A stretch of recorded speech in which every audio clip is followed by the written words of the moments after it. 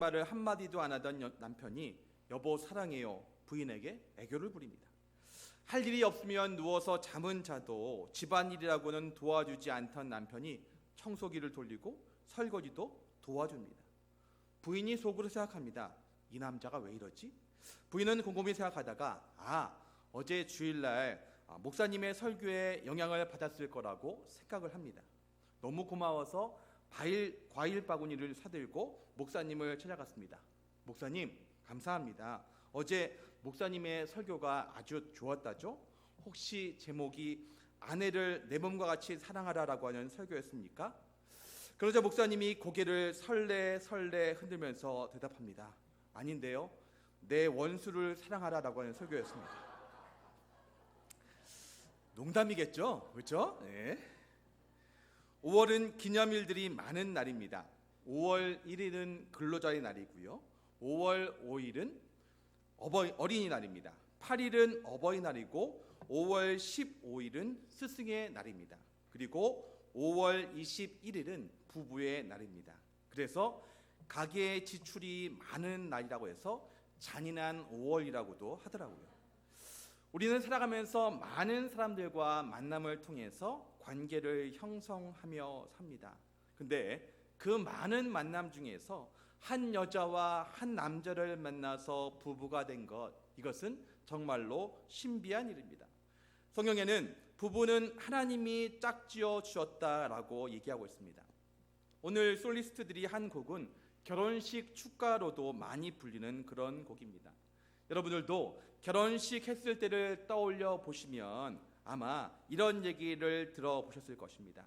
하나님이 짝지어 주신 것을 사람이 나누지 못할지니라. 기억나십니까? 네, 기억이 안 나시면 결혼식이 너무 오래되셨든지 기억력이 그런 거죠. 하나님이 부부로 만나게 했다고 하는 사실, 우리는 이것을 기억해야 합니다. 그런데 안타까운 것은요, 많은 부부들이 헤어진다는 것입니다. 그리고 아시는 것처럼 우리나라가 OECD 국가 중에서 이혼율이 제일 높다고 하는 그런 안타까운 사실입니다. 사랑해서 만나 결혼을 했습니다. 그런데 얼마나 힘들면 이혼을 하겠습니까? 이해가 되는 측면도 있습니다. 그러나 일단 결혼했으면 어려움이 있어도 인내하며 책임적인 자세로 살아야 하는 것입니다. 러시아의 속담에는 이런 말이 있습니다. 바다로 나갈 때는 한 번 기도하라. 전쟁터로 나갈 때는 2번 기도하라. 그러나 결혼식장에 나갈 때는 3번 기도하라 라고 하는 말이 있습니다. 결혼은 위험한 항해보다, 전쟁보다 더 잘 준비해야 하고 더 치열할 수 있다고 하는 뜻입니다.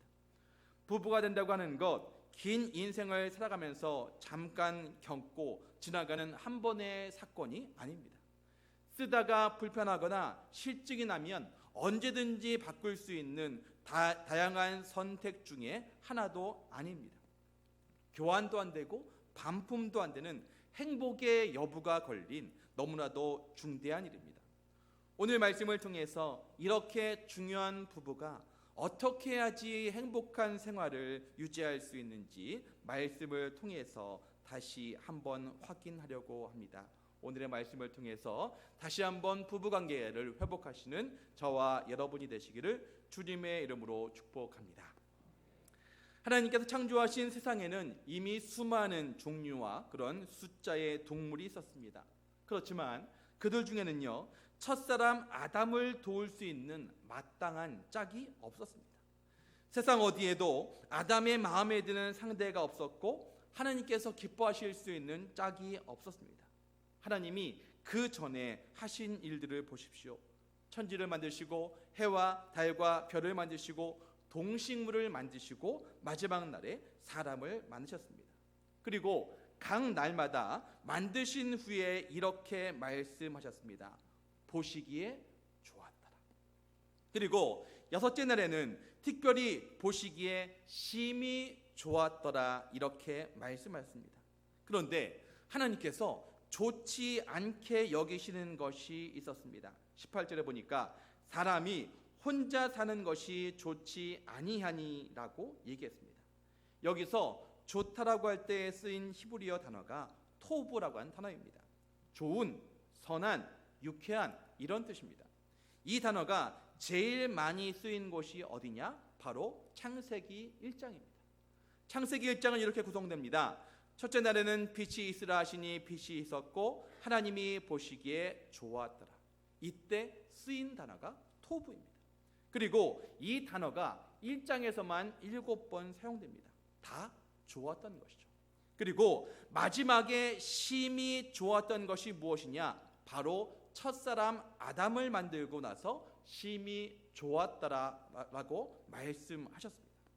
그러니까 이전까지는 다 좋은 거예요. 해와 달과 별을 지은 것도 사람을 지은 것도 좋았습니다. 그런데 아담이 혼자 있는 것을 보니까 하나님이 좋지 않으셨습니다. 그러기에 아담을 깊이 잠들게 하신 후에 그의 갈빗대 하나를 가지고 여자를 만들어서 그에게 주셨습니다. 하나님께서 여자를 만들 때 남자의 의견을 묻지 않으셨습니다.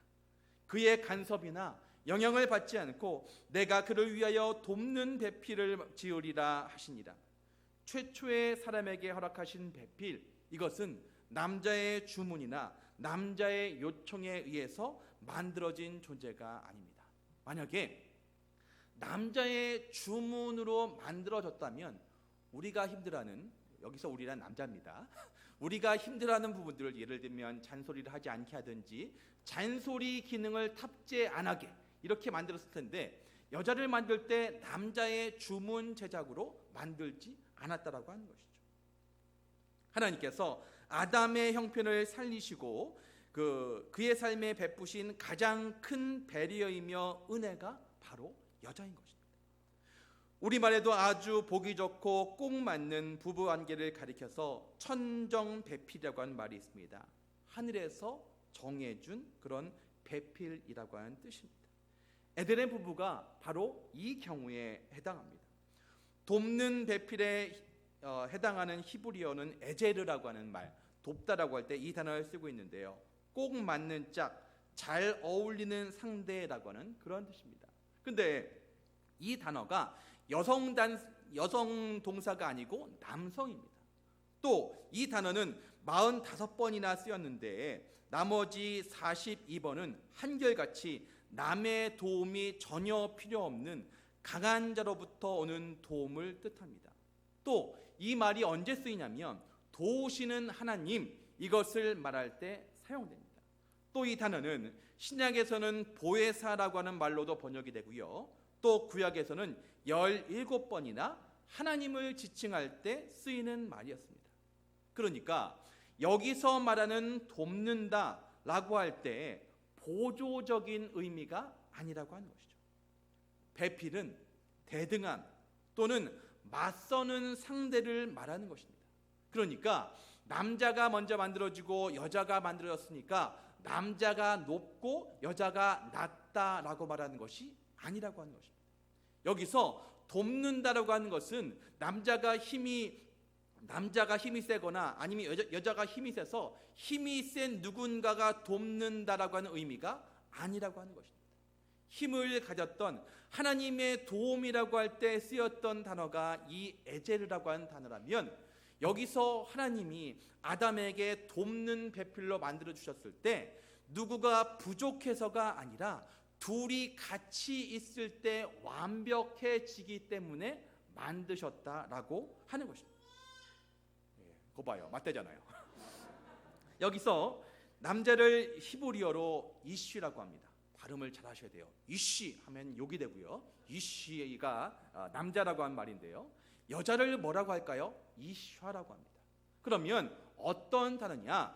이쉬는 남성인데 거기다가 여성 어미를 알을 넣었을 때가 이샤입니다. 그러니까 그 앞에 하나님께서 아브라함한테 동물들의 이름을 지켜줬어요. 여러분 생각해 보십시오. 동물마다 보면서 이름을 짓는다? 이게 쉬울까요? 사자, 호랑이 좋아요. 근데 꼬불꼬불 다니는 것을 뱀이라고 지어야 되고요. 그 다음에 타주를 지어야 되고요. 얼마나 힘들었겠습니까? 근데 하나님께서 아담으로 하여금 동물에게 이름을 짓게 하셨을 때는요, 그 동물을 다스리고 그 동물을 지배할 수 있는 권한을 주시기 위해서 아담에게 그렇게 하셨습니다. 근데 남자를 이슈라고 하고 여자를 이슈라고 할 때 이 이슈는 그런 의미로 지은 것이 아니라 남성 명사인 이슈의 여성형이라고 하는 것이죠. 무슨 얘기를 계속하고 있는 겁니까? 그러니까 남자하고 여자가 동등한 자격을 가졌다라고 하는 것입니다. 그러므로 우리는 우리의 아내를 볼 때, 우리의 남편을 볼 때 돕는 배필이다라고 하는 마음을 가지고 볼 수 있어야 합니다. 자, 혹시 옆에 앉으신 분들이 부부시라면 한번 쳐다볼까요? 어떻게 돕는 배필인 것 같아요? 아니야. 아니요를 그렇게 크게 하시면 그러니까 여자가 남자를 돕는 배필이라고 했으니까 여자가 강하다거나 남자가 강하다는 그런 뜻이 아니라고 하는 것이죠. 그것만으로는 충분하지 않은데 서로가 도와줄 수 있는 그런 위치라고 하는 것이죠. 남편이 아내를 어떻게 대해야 하는지 고사성어를 빗댄 말들이 있습니다. 임명제처, 남편의 운명은 아내에게 달려있다. 진인사 대처명, 최선을 다한 후 아내의 명령을 기다린다. 수신제가, 손과 몸을 쓰는 일은 제가 하겠습니다. 지성이면 감처, 정성을 다하면 처가 감동한다. 이런 말들도 있습니다. 선택의 폭이 넓은 것, 이것이 선택이 행복이 아니고요. 꼭 맞는 것을 가지는 것, 이것이 바로 행복입니다. 세상의 모든 피조물이 인간의 필요에 따라서 부응하지만 부부관계는 언제나 가장 적절한 필요를 완벽하게 충족시켜주는 존재입니다. 인간의 장기 가운데 가장 중요한 심장과 폐를 둘러싸고 있는 그런 갈비뼈처럼 여자는 하나님께서 남자의 가장 가까운 곳에 근원을 두고 꼭 맞는 상대로 만들어 만나게 하신 가장 귀한 선물입니다. 사람은 여자가 있음으로 비로소 남자가 되고 상대편 배우자에 의해서 자신의 존재가 드러나게 되는 것입니다. 하나님께서는 남자 위에 계셔서 돕는 분이시고 동물은 남자보다 아래에서 돕는 존재라면 여자는 남자의 뜻을 거슬러 아니라고 말할 수 있는 동등한 관계에서 돕는 이인 것입니다. 매튜 엘리는 이렇게 말합니다. 여자는 남자를 능가하도록 그의 머리로부터 만들어진 것이 아니며 그에 의해서 짓밟히도록 그의 발로부터 만들어진 것이 아니라 그와 동등한 존재가 되도록 그의 옆구리로부터 보호받도록 그의 팔 아래서 그리고 사랑받도록 그의 심장 가까이에서 만들어졌다. 그러니까 갈비뼈를 가지고 만들었다라고 하는 그런 의미는 남자하고 여자가 동등하다라고 하는 그런 의미인 것입니다. 어떤 분은 이런 걸 가지고 이렇게 농담을 하시더라고요. 여자가 남자보다 훨씬 더 고급 제품이다. 자, 아담은 뭘로 만들어졌습니까? 흙. 여자는 뭘로 만들어졌습니까? 갈비뼈. 흙은 무기질이고요. 갈비뼈는 유기질입니다. 여러분, 어떤 핸드폰이 있어요. 핸드폰이 있는데 그 핸드폰보다 최신에 나온 게 더 비싸요? 아니면 옛날 게 비싸요? 남자는 조금 오래된 것, 여자는 최근에 만든 것, 그래서 더 비쌉니다. 그래서 남성들은 여성보다 염색체 수도 하나가 모질라고요. 첨단 재료일수록 취급에 주의가 더 필요한 것입니다. 게다가 흙에다가 물소 뼈를 섞어서 구운 그릇을 본차이나라고 합니다. 그거 아시잖아요. 그렇죠? 그렇다면 남자는 흙으로 만든 도자기, 그리고 여자는 뼈로 만들어진 뭐라고요? 본차이나. 그러니까 남자보다 최신에 만들어진 여자가, 그리고 남자보다 더 비싼 걸로 만들어진 것이 바로 여자라고 하는 것입니다. 저도 살아보겠다고 이렇게 여자를 칭찬하고 있습니다. 그러니까 여자가 남자보다 비싼 존재라고 하는 것이죠. 근데 여러분, 남자보다 여자가 훨씬 더 잘 깨집니다. 그러므로 우리가 정성스럽게 잘 만들어야, 잘 보호해야 한다라고 하는 것입니다. 자, 우리가 10,000원짜리에는 누가 계시죠? 세종대왕. 제 돈이랑 달라요? 그렇죠? 남자 10,000원짜리에는 남자인 세종대왕이 계십니다. 50,000원짜리에는 누가 계실까요? 그러니까 남자는 10,000원짜리고 50,000원짜리는 이런 얘기 교회에 왜 계속 하고 있는지 모르겠습니다. 그러므로 남편들은 아내들을 그만큼 소중하게, 귀하게 여겨야 한다고 하는 것입니다. 이제 깊은 잠에서 깨어난 아담은 하나님께서 주신 여자를 보고 얼마나 좋았던지 이렇게 고백합니다. 이는 내 뼈 속에서 나온 뼈이며 살 속에서 나온 살이다. 기쁨의 노래를 불렀습니다. 표준세번역에서 이렇게 말합니다. 이제야 나타났구나. 이 사람, 뼈도 나의 뼈, 살도 나의 살. 아담은요, 하나님의 선물에 만족했습니다. 뼈 중에 뼈였고 살 중에 살이라고 하는 표현은 내 뼈 중에 가장 소중한 뼈, 살 중에 가장 소중한 살이라고 하는 그런 의미도 있습니다. 따라서 이 말은 그 무엇과도 바꿀 수 없는 가장 소중한 혈육이라고 하는 그런 의미입니다. 구약에서 살은 연약함을, 뼈는 강인함을 상징합니다. 그렇다면 울프라고 하는 신학자는 이렇게 말합니다. 당신은 나의 연약함이며 강인함이요. 부르고만이라고 하는 사람은요, 나의 뼈와 살은 언약적 용어라고 하는 그런 해석도 있다고 합니다.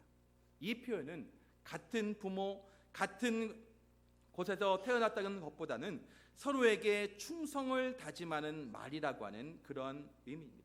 그러니까 아담은 하와에게 절대적인 충성을 약속하고 있는 말이 이는 내 뼈 중에 뼈요 살 중에 살이다라고 하는 것입니다.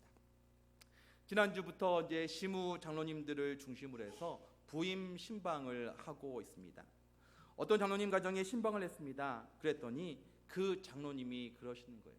자기는 결혼식 하는 날 그 아내에게 평생을 사랑하기로 결정했다고, 언약했다고, 약속했다고 하시는 얘기를 들었습니다. 우리는 결혼을 일컬어서 사랑의 언약식이라고 합니다. 그렇다면 이 언약이란 우리가 서로를 사랑하기로 결정하고 약속하는 시간입니다. 나는 당신을 아내로 맞아서 기쁠 때나 슬플 때나 건강할 때나 병들을 때나 부유할 때나 가난할 때나 항상 그대를 사랑하고 성실한 남편이 될 것을 서약합니다. 이 약속을 하는 것이 바로 결혼식이라고 하는 것입니다.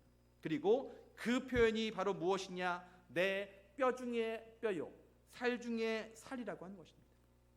21절에 보면 이렇게 하와를 만드실 때 남자로 하여금 깊이 잠들게 하십니다. 깊이 잠들다라고 하는 것은 완전한 무의식에 빠져 있는 상태를 말합니다. 이것은 여자가 창조될 때 남자는 아무런 역할도 하지 않았다라고 하는 것입니다. 자신의 의지와 자신의 계획이 전혀 개입되지 않은 여자의 출현, 그리고 자기와 대등한 존재로 짝지어진 그런 하나님의 섭리에 의해서 오직 기쁨의 노래를 부를 뿐이었습니다. 하나님께서 천지를 창조하실 때 처음 이틀은 존재하고 나누는 일이었습니다.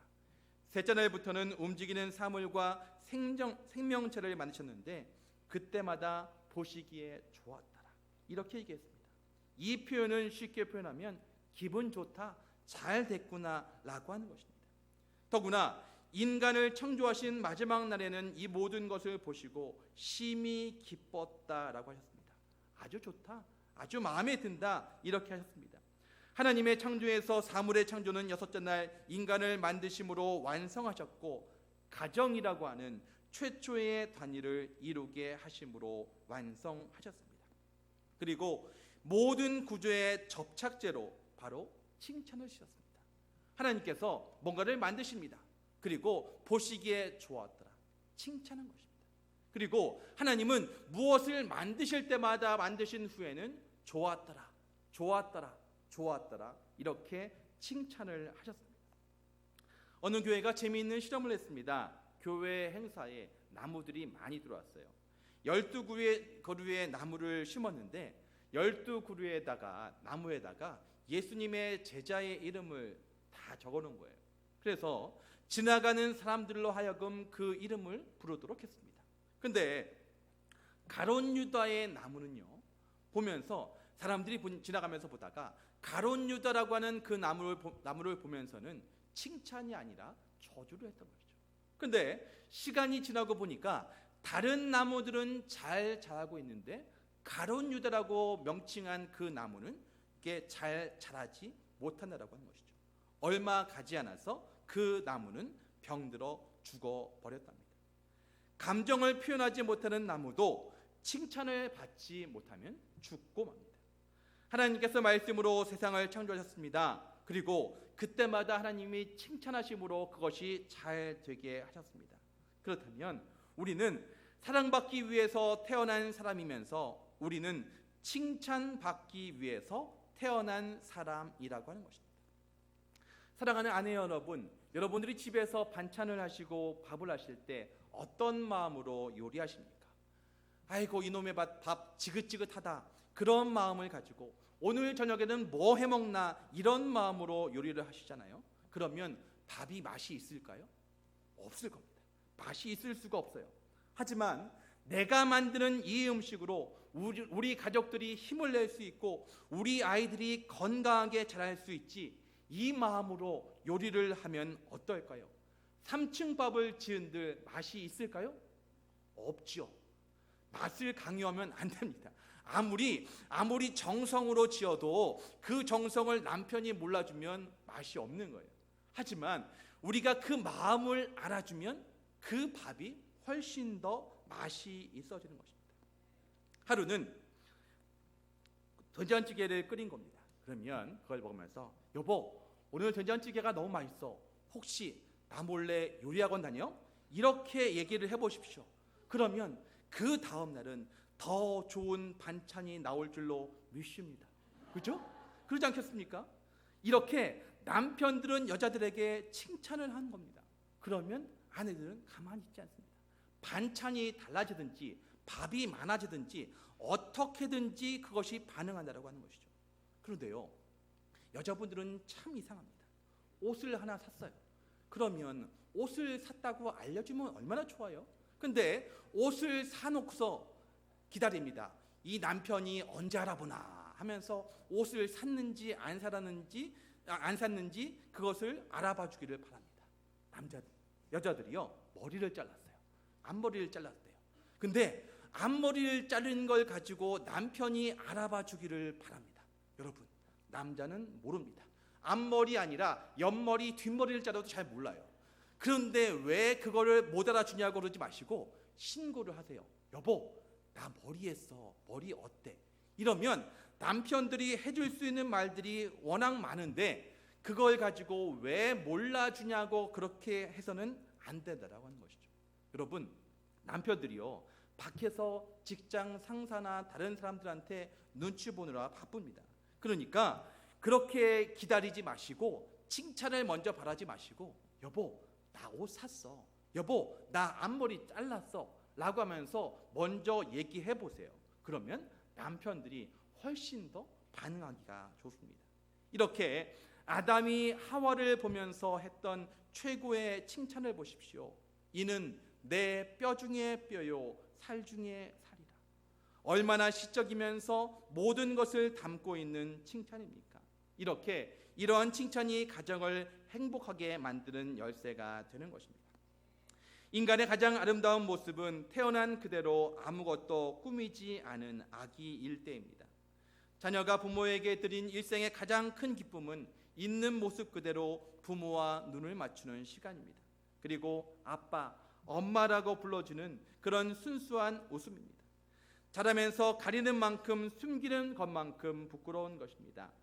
아담과 하와는요, 서로 마주할 때 아무런 꾸밈이 없었고요, 서로에 대한 부끄러움이 없었습니다. 순수한 마음으로 서로의 존재에 대해서 감사하며 기쁨으로 대한다면 거리낄 것이 없습니다. 부부에게 필요한 것은요, 아름다운 외모나 화려한 의복이 아닙니다. 많은 소유도 아닙니다. 서로를 향한 신뢰와 서로를 소중히 여기는 사랑, 진정한 사랑인 것입니다. 서로 믿어주는 사랑, 서로 아껴주고 격려해 주는 것입니다. 우리는 결혼할 때 행복하기 위해서 결혼합니다. 그런데 이 행복은 참 희한합니다. 내가 행복해져야겠다, 나부터 행복해야겠다라고 하면 그 행복은 조금밖에 안 됩니다. 그러면 어떻게 하면 행복할 수 있습니까? 당신부터 행복하세요. 우리 아내부터 행복하세요. 남편부터 행복하세요 라고 하면서 상대방을 행복하게 만들 때 진정한 행복이 나오게 된다라고 하는 것입니다. 이게 행복의 원리입니다. 2011년에 미국에 있는 2명의 학자가 아주 재밌는 책을 써냈습니다. 그래서 책의 제목이 무엇이냐? 행복도 전염된다라고 하는 그런 책이었습니다.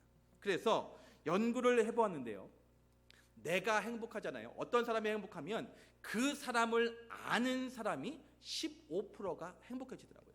그러면 그 행복해지고 그 사람을 아는 사람이 15%, 이렇게 한 번 더 가면 10%, 한 번 더 가면 6%.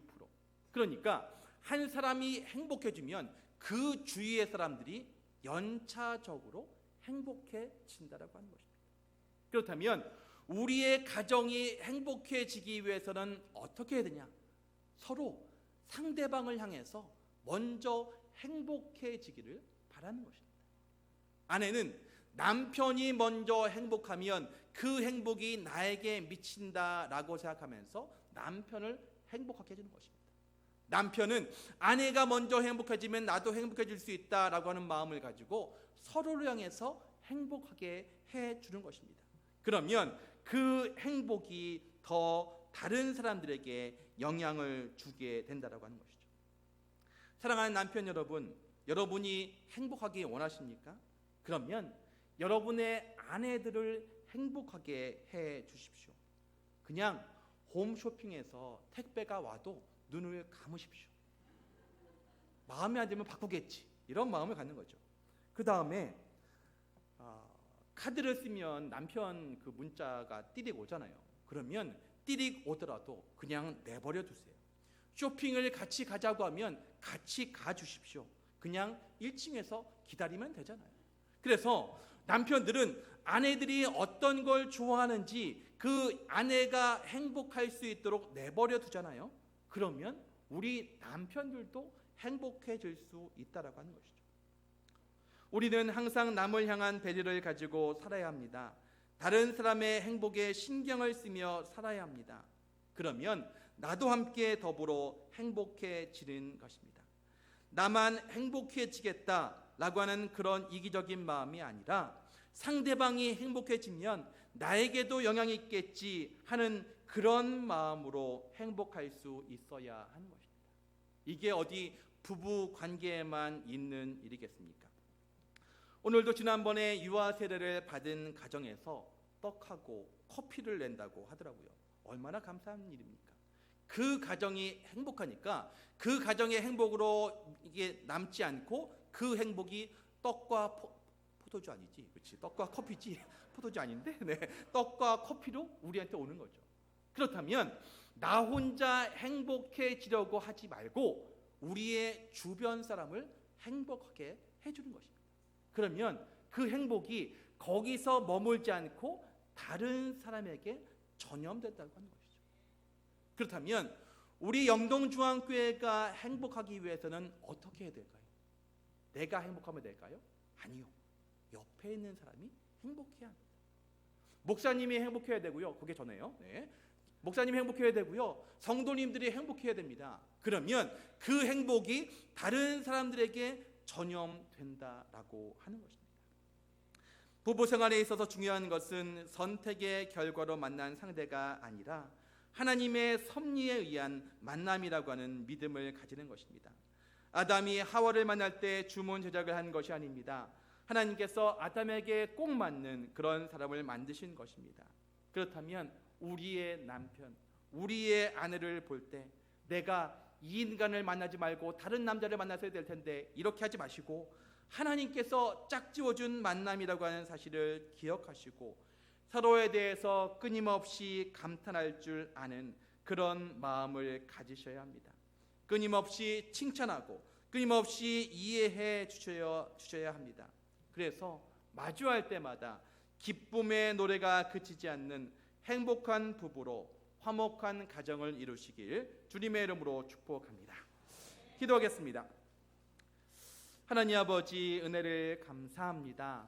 첫사람 아담을 만드시고 아담이 혼자 있는 것이 좋지 않으셔서 그에 맞는 그런 배필을 예비해 주신 그 말씀을 우리가 다시 한번 기억합니다.